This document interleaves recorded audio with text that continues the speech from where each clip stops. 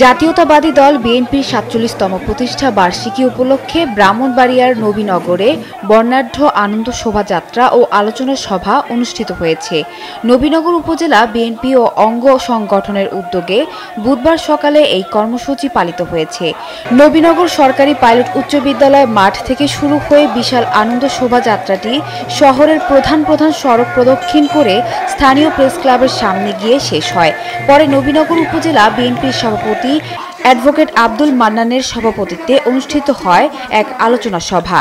এতে উপজেলা বিএনপির সাধারণ সম্পাদক নাজমুল করিমের পরিচালনায় বক্তব্য রাখেন বিএনপির কেন্দ্রীয় নির্বাহী কমিটির সদস্য তকদির হোসেন মোহাম্মদ জসিম, সালাউদ্দিন ভূঁইয়া শিশির, কৃষক দলের কেন্দ্রীয় কমিটির সহ সাধারণ সম্পাদক একেএম মামুন, জাতীয়তাবাদী আইনজীবী ফোরাম কেন্দ্রীয় সিনিয়র সহ সভাপতি অ্যাডভোকেট আব্দুল মতিন সহ আরো অনেকে। আপনারা জানেন সারা পৃথিবীর মধ্যে একজন সৎ লোক ছিল, ওই হিসাবে সবাই স্বীকৃত। ওনার দল ভারতের জাতীয় দল, এই দলকে কেউ চক্রান্ত করে নিশ্চিহ্ন করতে পারে না।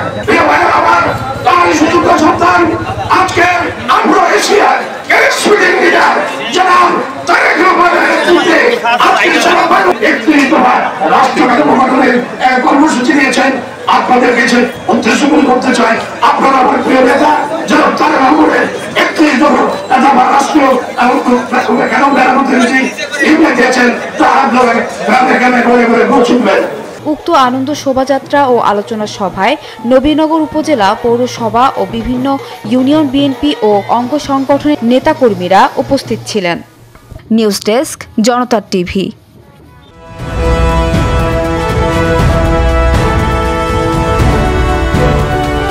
জনতা টিভি, জনগণের আয়না।